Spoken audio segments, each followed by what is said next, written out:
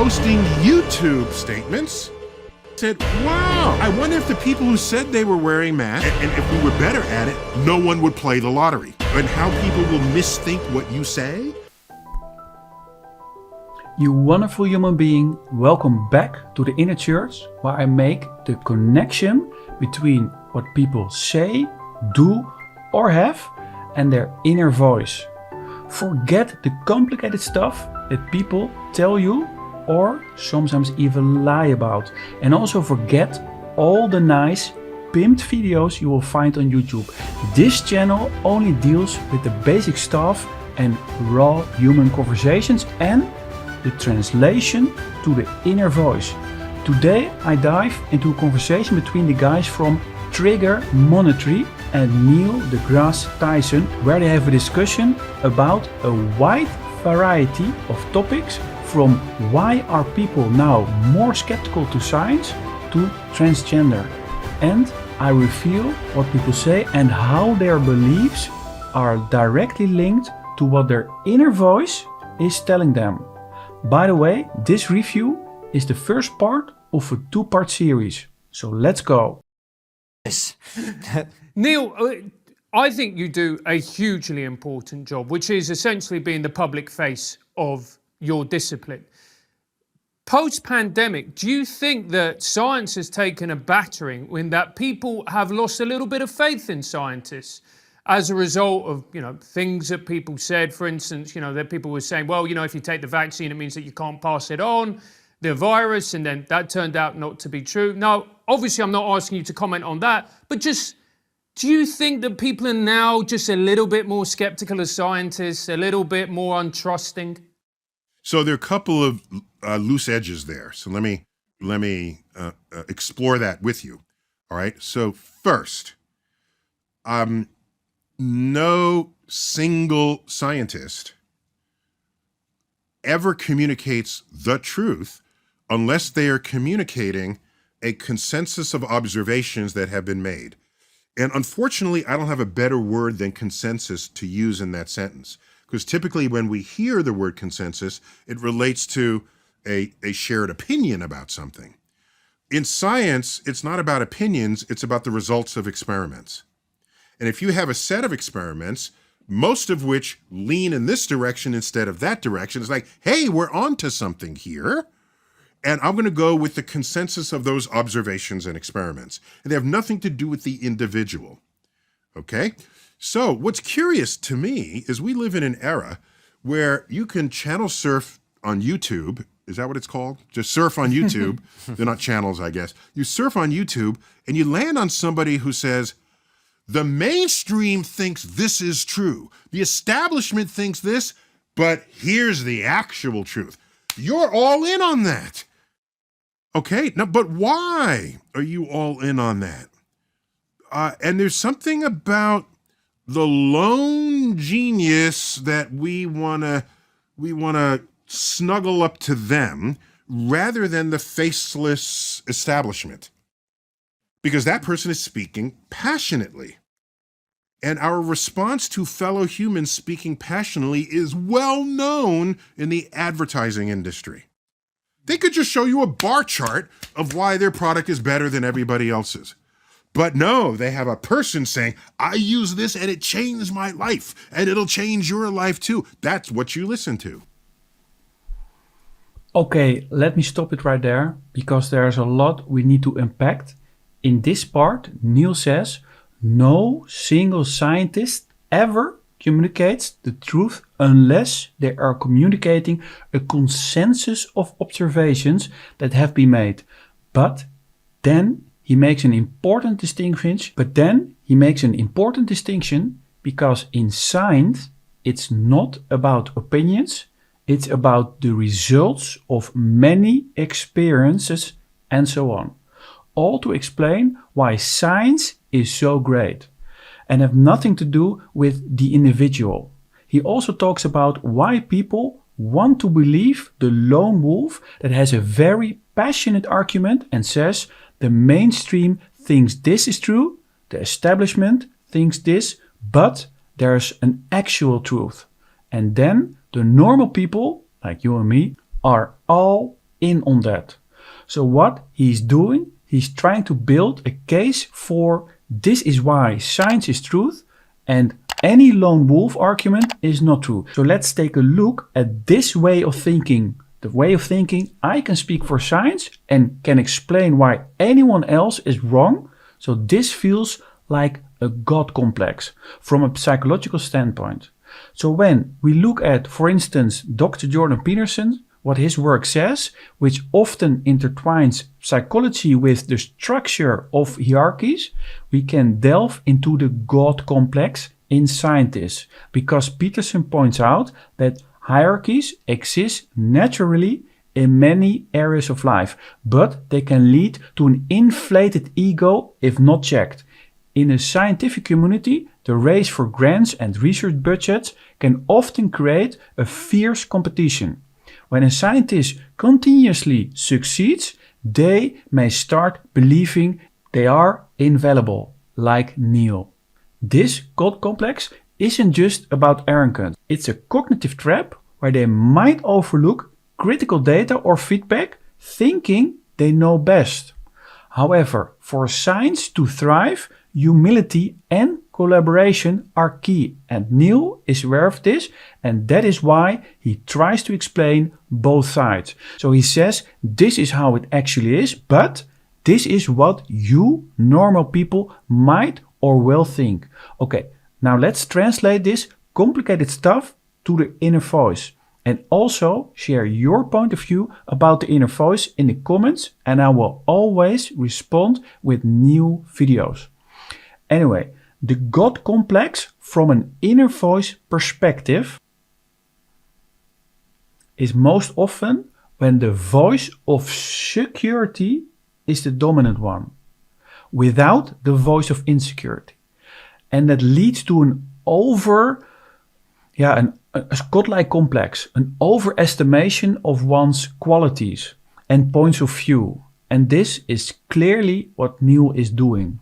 He really believes, you can see it about the way that he speaks, that he can speak for the whole scientific community. He understands the scientific community and the rest of the population the best. So he can argue both sides. And he does that in a very passionate way.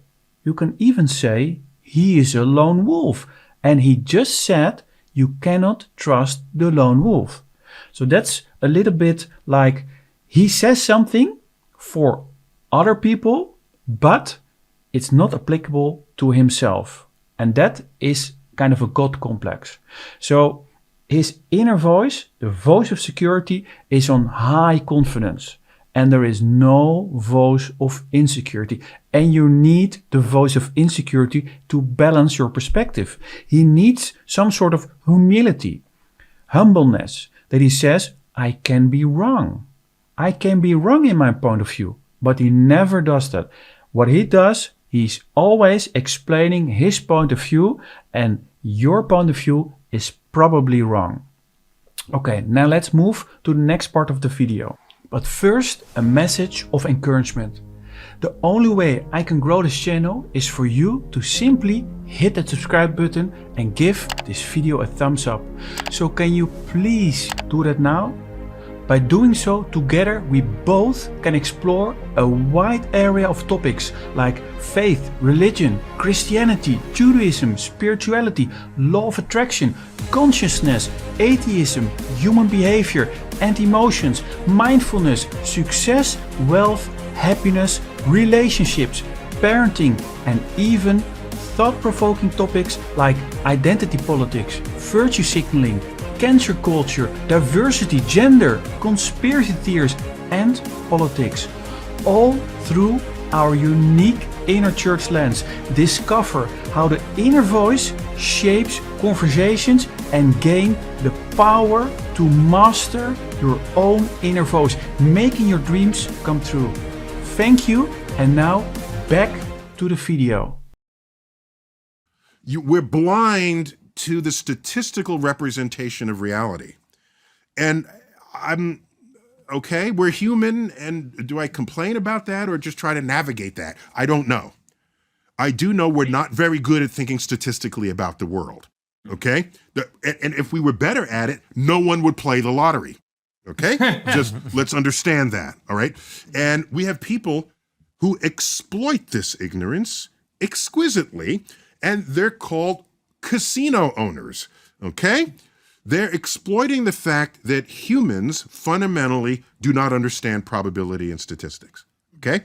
So that's an education problem, and that gap manifests in adulthood with our susceptibility to others who do know the statistics, who then exploit your ignorance of it. That's my first point. Another loose edge is we have institutions and people representing institutions where science research is conducted, okay, or conducted under their auspices. The National Academy of Sciences in the United States, the National Institutes of Health, and the UK surely has corresponding agencies to this. Here's a problem. How well do they know how to communicate? Okay? We're not, as scientists, we don't take graduate courses in communication and how people will misthink what you say, or how you'll try to say something in a way that, no, none of them are trained in this. So now we have people in a once in a century pandemic trying to communicate science to the public. Okay? I don't want to call it a total disaster, but there were parts that it was like, no. So with the benefit of hindsight, let me say how it should have happened. Okay, again, let's take a look at what Neil, who is one of the best narrators or spokesmen of science out there, because his career is about explaining complex things to normal people with sound bites that can be used by the legacy media as a representation of what scientists are thinking or trying to say. So Neil says that we have people who exploit this ignorance of the normal people of statistics exquisitely, and they are called casino owners. Basically, so we normal people can understand what he's trying to explain. Anyway, so they're exploiting the fact that humans fundamentally do not understand probability and statistics, and that's a fact and education problem, and that gap manifests in adulthood with our susceptibility to others who do know the statistics, who then exploit our ignorance. And then he goes on to explain that scientists are not trained to communicate the truth, and that is why things went so horribly wrong. So again, not because of science. And then he will explain how it should have gone. Are you still with me? Okay, now that all can sound a little bit narcissistic, so let's look at this from a psychological standpoint, because when we consider Dr. Brené Brown, an American professor, and her insights into vulnerability and shame, it's interesting to analyze why scientists might be more susceptible to narcissism than other people. Brown states that in environments where vulnerability is seen as weakness, there's defense mechanisms to protect invulnerability. In a scientific community where one's worth is often tied to their findings and theories, there can be immense pressure to be right. This can foster a need for constant validation and an inflated sense of self-importance, which are facets of narcissism. While not all scientists fall into this trap, the structure and pressure of the field can certainly exacerbate these tendencies, and the way Neil communicates, and you will also see this later on in the conversation, where he has more of these kinds of character traits. Anyway, let's again use the inner voice instead of all this complicated stuff to explain why Neil might communicate the way he does. And let me know in the comments how your inner voice impacts your life. So when you think that the whole world involves around you, it's because one of your two inner voices is the dominant one. That most of the time is the voice again of security. The voice of security is the one that does the talking all the time. And you have not a voice of insecurity to balance things out. But let me explain. It is not the case that in this situation Neil is a narcissist. Of course not. There are many spectrums of one's character. It can be that your two inner voices in one situation or in one contact, in one scenario, has a dominant voice of insecurity and in the other the voice of security. It all depends on things. I've never met Neil, but I'm convinced that he's a very loving husband, loving father, but perhaps in these kinds of situations, when he's in a Zoom call and he's perhaps on a sort of pedestal, he explains things and he's very passionate about the way that he sees the world. He's very passionate and wants to make grandiose statements so that everyone can understand, and he's very likable. But as you can see in the video, he wants all the attention for himself. And later on in the video, it even happens that one of the guys of Triggernometry wants to interrupt and he gets a little offended by that. And you see that more often in conversations that he has. But again, this is a Zoom call or a video. He's not together with the people and he cannot read their body language. He's mainly focused on bringing across his message.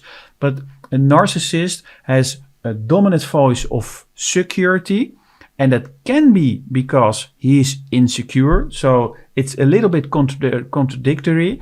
But if you are insecure, then you want all the attention towards yourself, and you do not like other people to get attention, and then your voice of security steps in, but it's not the real voice of security, because the voice of insecurity is playing a trick on you. So it feels like you're very confident, but in fact, in the back of your mind is the voice of insecurity who does the whispering and who wants the attention. And then you have portrayed yourself as a very confident person, very likable person, and it appears that you are very confident and it appears that you talk with the voice of security, but it is the voice of insecurity.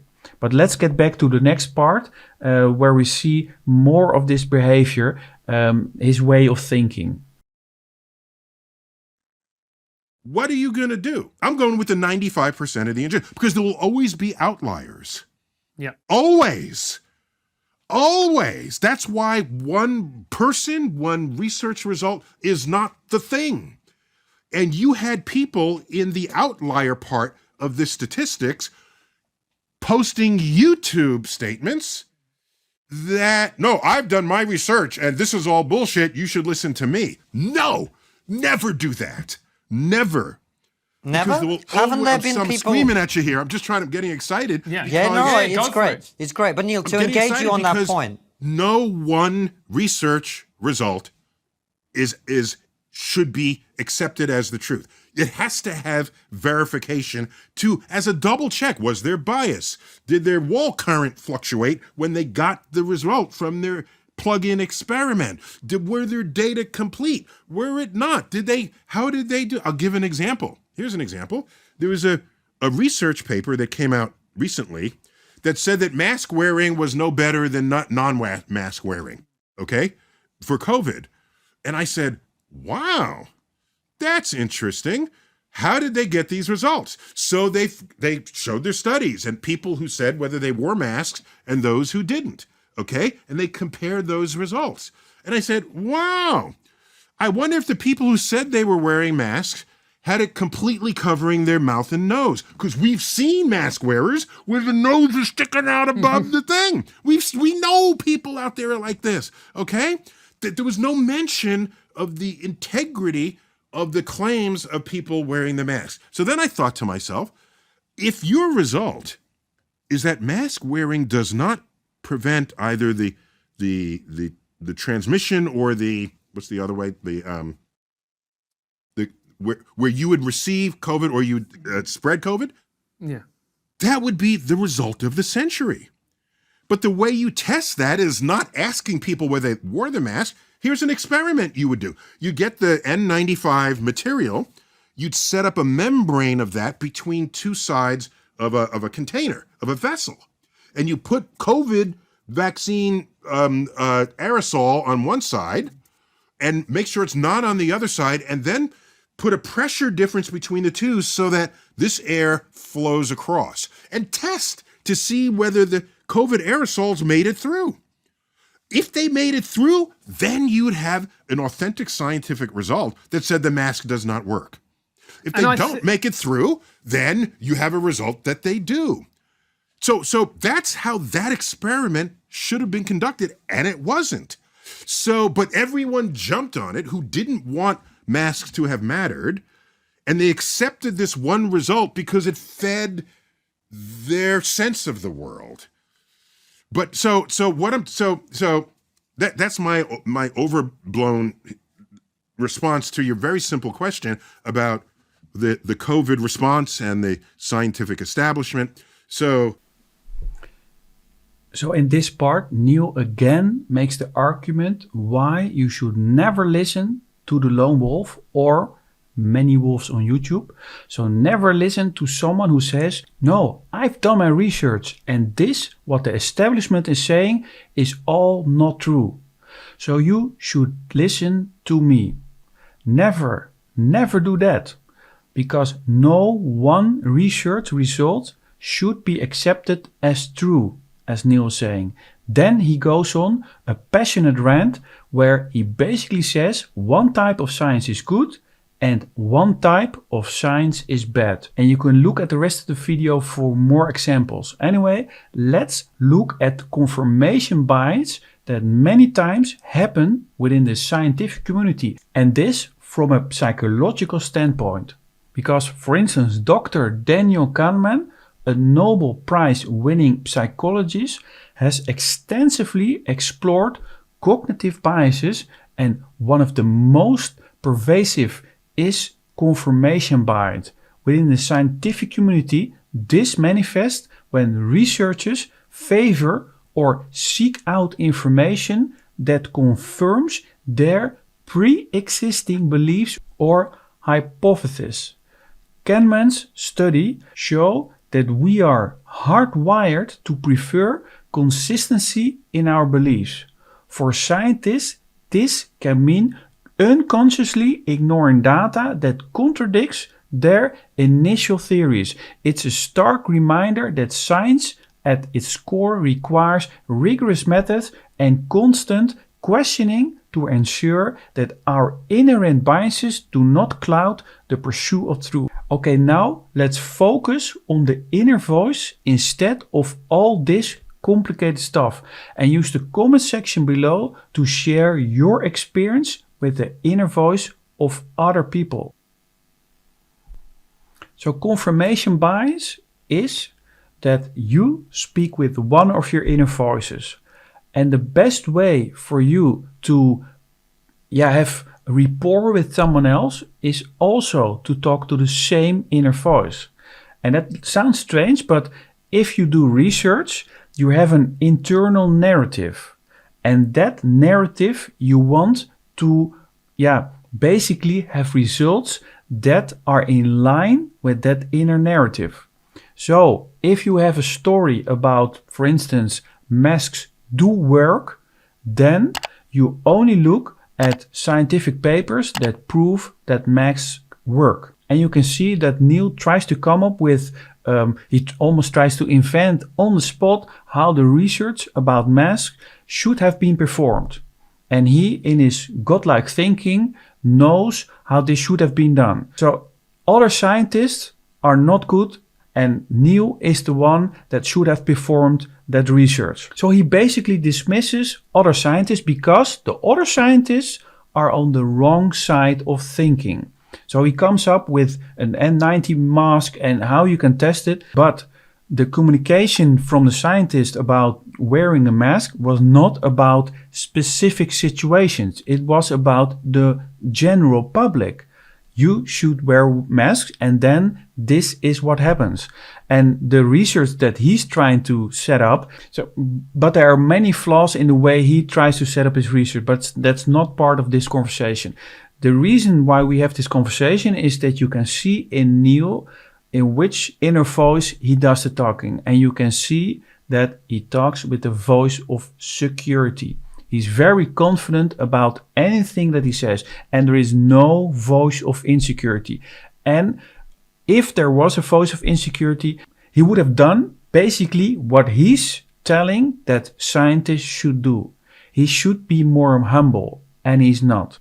Okay, because this is only a short video, in the next part we go into the rest of the conversation because Neil is an interesting character, and you can see clearly which of the inner voices he's doing the talking with.